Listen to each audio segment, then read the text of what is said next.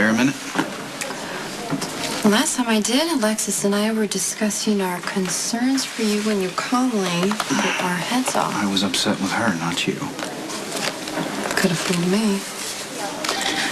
Look, I've just never been that comfortable with people talking behind my back, even if they have a right to be concerned.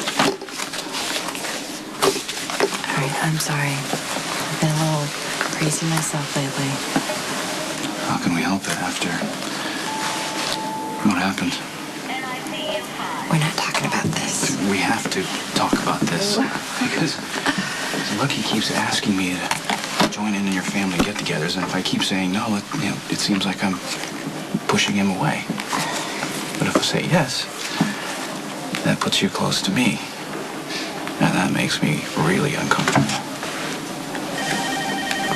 Okay, let's talk about it. Take it off in half an hour. Want to go to my house?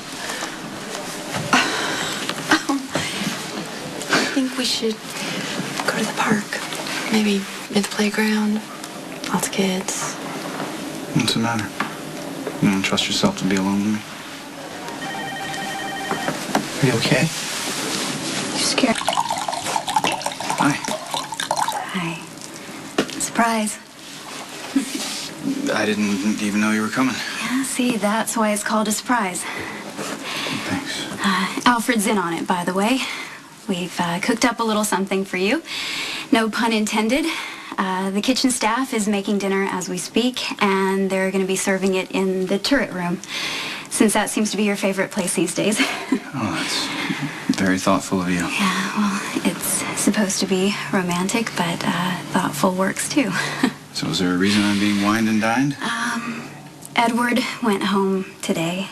He's been feeling much better, and he keeps giving me credit for much of his recovery for some reason, so I'd like to offer credit too. Thank you. For what?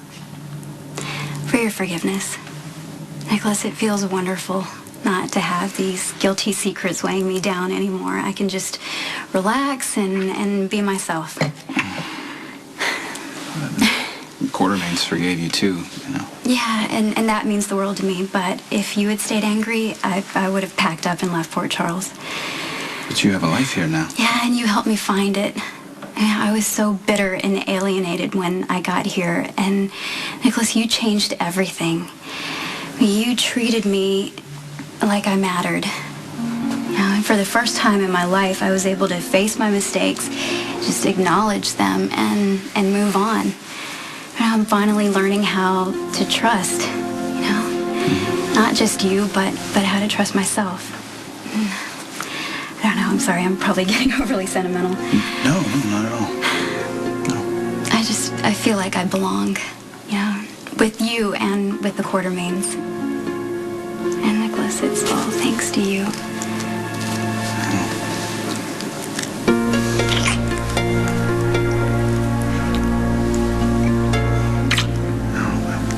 I'm really sorry.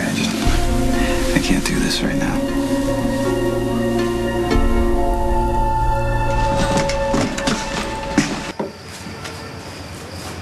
Sorry, miss. I have to take you in for lawyering. Lucky. It's just the joke. Yeah, I know. I'm sorry, my mind is just somewhere else. Hey. It's been somewhere else a lot lately. Well, Lainey told us to take a little time to listen to our thoughts, so here I am. And what are your thoughts telling you? But I really want us to work.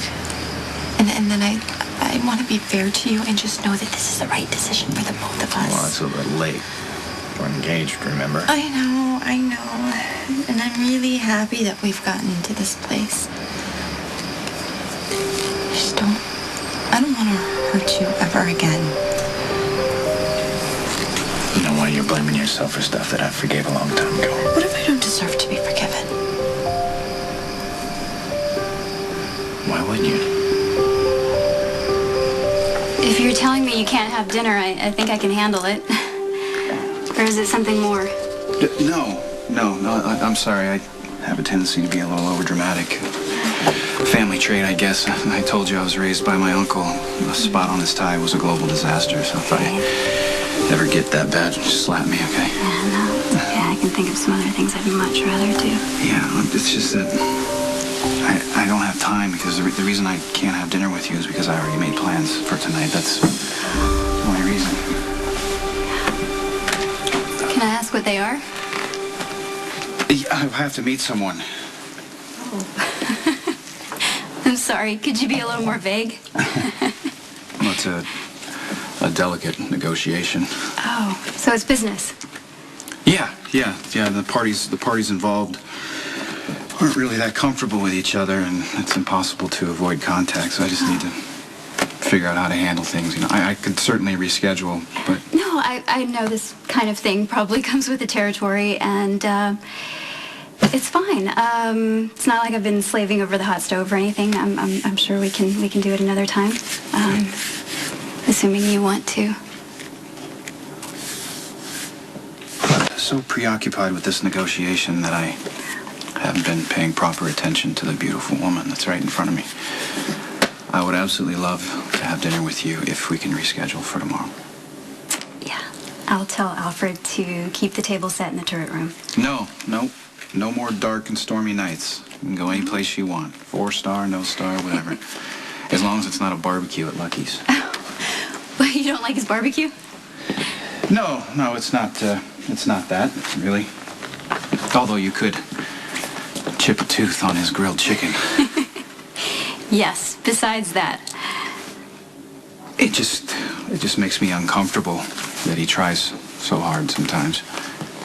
Lucky's so determined for me and you and Spencer to spend more time with him, Elizabeth, and the kids, you know. Yeah, well, Lucky and Elizabeth are getting remarried. I think he just wants his brother to celebrate in his happiness.